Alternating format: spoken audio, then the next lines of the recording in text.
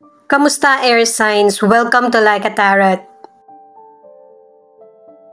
Gamit ang personalized cards, alamin natin kung ano ang message ng person mo sa iyo. Pwede rin magkapalit kasi connected ka sa person mo. Angels and guides, please guide us. Ano ang reading para sa mga air signs?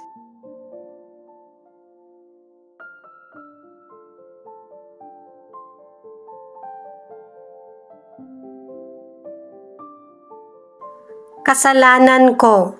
Umaamin yung person mo. At saka nga pala guys, babasahin ko sa inyo kung ano yung ipinakita ng mga cards. Positive man ito or negative. Ito yung second card. Forgive me. I love you. At saka guys, kung gusto nyo ng sakto na reading, magpa-personal reading kayo. Ako kasi kulang na sa oras kaya hindi ako nagpa-personal reading or private reading. Halimbawa, namimili kayo. Sabi mo, bagay ba sa akin? Sabi niya, oo, bagay ka sa akin. Palabiro yung person mo sa iyo. At saka mukhang malaki yung pagkagusto niya sa iyo. Dalawang cards na lang yung kailangan natin. Ayan, umaamin na naman. Feeling ko ako sumira ng relasyon natin. Sobrang sinusuyo ka ng person para maging kayo ulit. Or makuha yung dati mong tiwala. Kaya kung yung past person mo, ex-person, nagpaparamdam sa'yo, kabahan ka na. Maliban na lang kung gusto mo siyang bumalik or kung ayaw mo na. At sana kapag bumalik itong past person na ito, pareho kayong libre.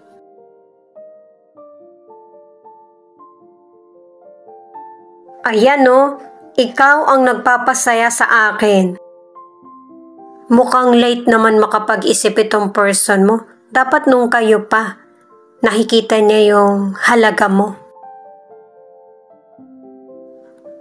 Para sa mga bagong viewers, ang reading na ito ay timeless reading, general reading at guide po lamang. Hindi po magre-resonate sa lahat kaya kunin mo lang yung akma sa sitwasyon mo. At kung kailan mo napanood ang reading na ito, yun ang start ng 1 week reading para sa'yo. Ikaw na bahala magpalit kung si person mo ito o ikaw. Pasensya na kayo guys, paulit-ulit yung yung rule ng Like a Tarot kasi hindi lahat mapapaliwanagan ko kaya sinasabi ko na. Alamin natin, ayan pinakita agad kung ano ang issue sa mga air signs. 5 of Swords in reverse, 7 of Swords at 8 of Wands. Sa mga cards na ito ipinapakita na stress-free ka na or trouble-free ka na. Kasi ang nagiging issue, ang ilan sa inyo, merong person na mapanakit, pwedeng physical o kaya verbal. At saka may person din na ipinapakita na manloloko. At saka dahil na rin sa issue or kaya sa situation, nagkakaroon ka ng realization kung ano talaga yung goal mo sa buhay or gusto. Sa career, kailangan ng pakikisama at saka communication sa mga katrabaho. Ang ilan kasi sa inyo, meron kang hindi kasundo sa trabaho. At saka pinapakita sa mga cards mo na maganda yung trabaho mo at saka takot ka na mawala sa iyo. Ang ilang single, tanggap mo na kung ano yung nangyari sa nakaraan. Hindi ka rin nagtatanim ng galit sa past person mo. Para sa mga single, may potential person na magpapanggap na mabuti, pero hindi rin niya maitatago yung totoong ugali niya. Ang ilang single naman, nagbibiruan lang talaga kayo ng person, pero mauuwi sa totohanan na relasyon. Sa relationship, importante yung communication para mas mapagtitibay yung relasyon nyo. Ang ilan naman na nasa relationship, inaabuso ng person mo yung tiwala mo sa kanya. Kapag ka sa simula pa lang nakikita mo na meron ng mali, ayusin mo na ito agad para hindi na lalaki yung problema sa relasyon nyo. At saka ang ilan sa inyo na nasa relationship, kailangan meron kang mga plano kung saan ba patutungo yung relasyon nyo ng person mo.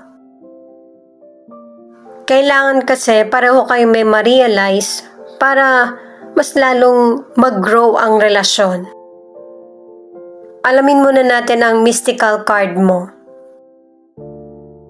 At saka pinapakita rin sa mga cards na merong person na nagsisisi. Space kasi connected ito sa personalized cards mo. Kailangan mo kasing suriin kung ano yung kailangan mo talaga sa buhay at saka kung ano yung hindi mo na kailangan. At saka ipinapakita rin sa mga cards na kung ano man ang sitwasyon na kinakaharap mo, malalagpasan mo ito. Dalawang cards na yung nagsasabi niyan. Ang next na tanong ay ano yung dumadagdag sa issue. The Justice, Temperance, at Ace of Wands.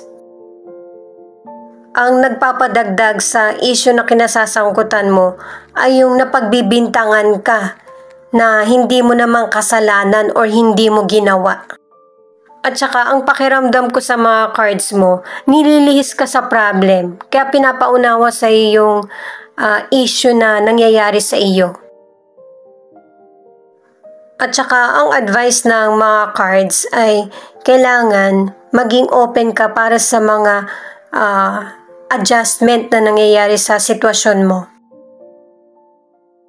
At saka 3 cards na ito ang nagsasabi na may pagbabagong mangyayari sa buhay mo.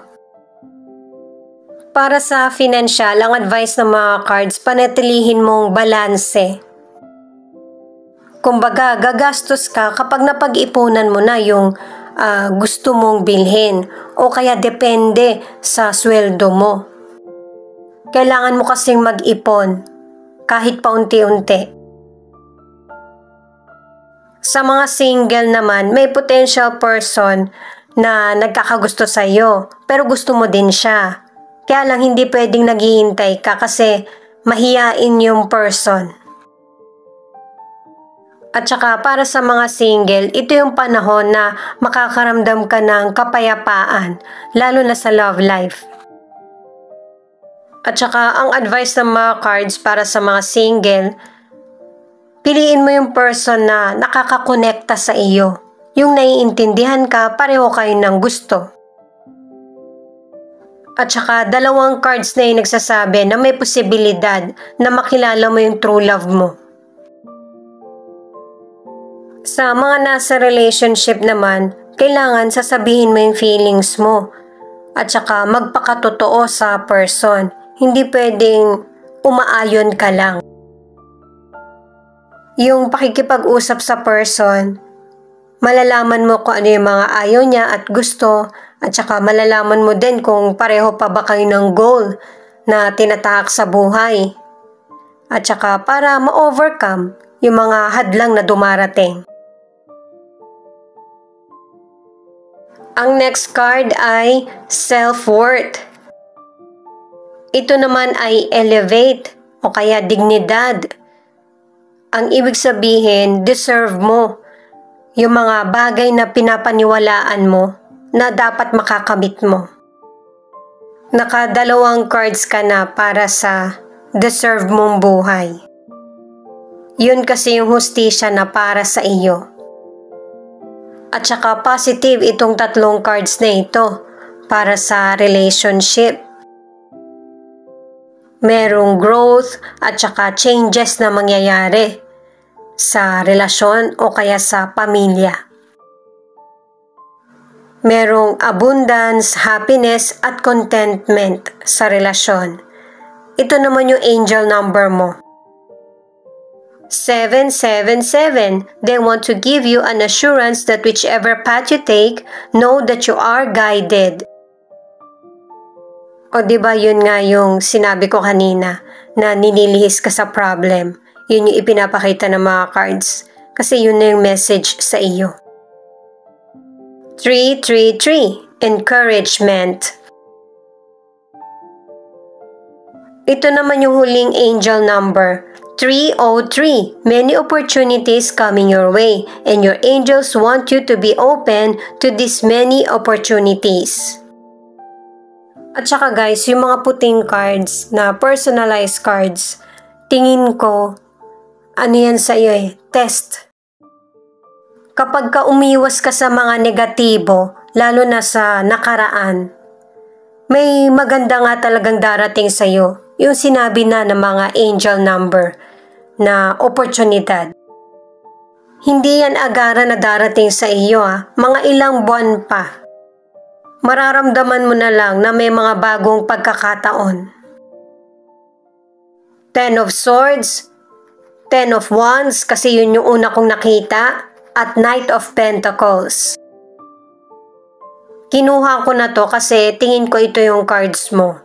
At saka ito naman yung dahilan ng issue sa buhay mo. Maraming ipinapakita yung mga cards pero ang ilan, meron kasing person na hindi tapat sa iyo Nakadalawang cards ka na. Person mo at saka kaibigan. At saka meron ding person na nagpapapansin. At saka binibigyan ka ng advice ng cards na kapag yung kausap mo hindi seryoso, huwag ka din magseryoso. Parang wala kang narinig, ganun. Merong sitwasyon na matatapos at merong bagong simula na mas magbibigay sa'yo ng pag-asa. Sa health, kailangan na ng limitasyon sa mga kinakain or iniinom. Ang ilan naman ay nagsisikap na mapangalagaan yung kalusugan, kaya nagkakaroon ng improvement or magandang resulta yung pagtitiis mo. At dalawang cards na yung nagsasabi na kailangan ng sapat na pahinga. Sa ilang single, meron kang personal issue kaya naapektuhan yung love life mo. Lalo na't ang ilang single, may bago ka makikilala na madedevelop kayo sa isa't isa. At para sa ilang single, nakadalawang cards ka na meron talagang person na magpapakita ng akala mo yun yung totoo niyang ugali. Sa mga nasa relationship naman, nakadalawang cards ka na binetray ka ng person mo. Ang ilan naman na nasa relationship, kailangan ng balanse sa relasyon. Yung bang hati kayo sa responsibilidad at saka kailangan din ng pangunawa. At para naman sa ilan na nasa relationship, nakaapat na cards ka na kailangan ng teamwork nyo ng person mo sa relasyon para yung problema ay gagaan at masusolusyonan. Shine. Ang ibig sabihin ng card na ito ay ipakita mo kung ano yung kakayahan na meron ka. Kailangan mong i-share yung mga naiisip mo or opinion.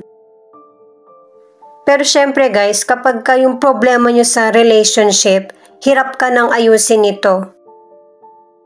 Wala kang choice kundi kausapin yung person mo para sa clarity. Kailangan may ending para wala nang balikan. Kasi maganda na yung sisimulan mo Itong 4 of Cups, pinagfo-focus ka sa mga bagay na mas magbibigay sa'yo ng positibo at saka yung mga bagay na marami kang matututunan. At saka yung mga pagkakamali na nangyari sa nakaraan, kailangan natin itong tanggapin at matutunan.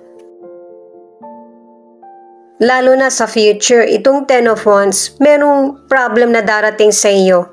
Pero masosolusyonan mo ito kasi marami kang napagdaanan sa past na magagamit mo sa future. At saka magiging iba na din yung pamamaraan mo sa pag-solve ng problem. Kasi merong sitwasyon na mauulit pero alam mo na kung paano resolbahan ito. Itong Three of Swords, di ba sinabi na nga na merong sitwasyon na mauulit. Kahit dumating man itong challenge na ito, magpatuloy ka pa rin sa goal mo sa buhay. Tutulungan ka ng family mo at ng mga kaibigan para hindi matangay sa negatibo.